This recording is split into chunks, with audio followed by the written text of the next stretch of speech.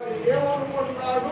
మేము పూజించే దేవత బలిపీఠాలు పడగొయ్యడానికి, దేవతా స్తంభాలు నిలబడటానికి ఏంటి వాడి కథ? వాడు తిరిగిపోవడానికి మేము అనుకుంటుంటే వాడు ఇంత పని చేస్తాడా?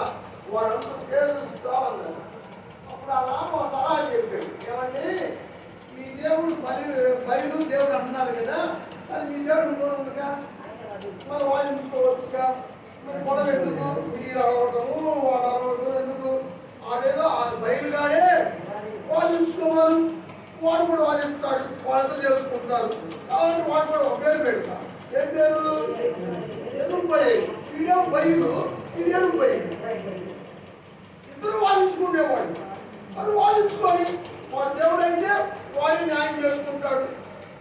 వాడు న్యాయం చేసుకున్నప్పుడు మీరేం చేస్తుంది? వాడు దేవుడు అన్నారు కదా, వాడు వాడి గురించి వాదించుకోలేదా? వాడిని యాక్షన్ తీసుకురాడా అని ఆయన అన్నాడు. ఈ మాట నిజమే కదా, ఆవిడ చేయడం కదా, అందుకని బయలా వాడు కొట్టు వాడు వేసే అని వీళ్ళ భాషలో ఈయన మొదలు పెట్టారు. దీనికి మరి నా దేవుని శక్తి తెలియాలంటే అది కొన్ని సూచనలు అడిగాడు.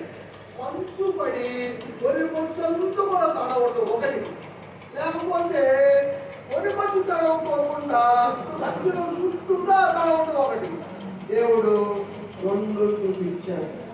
ఇక ఈ మలందురా అప్పుడు తెలుస్తామని వీళ్ళందరూ వెతికి ఈ గొడవ తెలిసి ఈ ఊళ్ళందరూ కూడా వీళ్ళకి యాంటీ అయ్యారన్న సంగతి తెలిసి మిథ్యానీయులు అమ్మోనీయులు కూడా దాన్ని ఎత్తిచ్చారు. ఇదే శాస్త్రీయుడు అంత తేల్చడానికి, ఇశ్రాయేలు అంత తేల్చడానికి ఇదే అవకాశం. ఒక పక్కలు నొప్పుతున్నారు ఆ ఊరోళ్ళు అని వాడు బయలుదేరి వచ్చారు. అప్పుడు గిద్యోను వీళ్ళందరూ సమకూరుస్తూ ఉన్నాడు. అప్పుడు దేవుడు అన్నాడు, ఇంతమంది ఎందుకయ్యా? దేవుడు శక్తి గలవాడు, ఇంతమంది అవసరం లేదు, ఎంతమందిని తీసుకొని వెళ్ళి గెలిచేదంటాడు, ఎంతమంది అవసరం లేదు అన్నాడు. 7వ అధ్యాయం మొదటి వచ్చి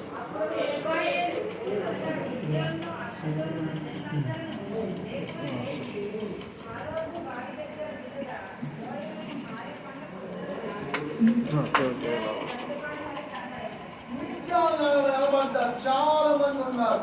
ఎంతమంది ఉన్నారు లెక్కకి? మేడపల దాన్ని 7వ వచ్చింది.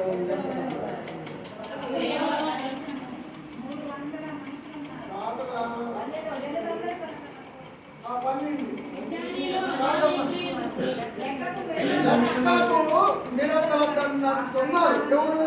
ఇశ్రాయేలీయులు, అమ్మోనీయులు. వీళ్ళేమో చిన్న మంద. అప్పుడు ఈయన కూడా ఎక్కువేను అని 300 మందినే తీసుకున్నాడు.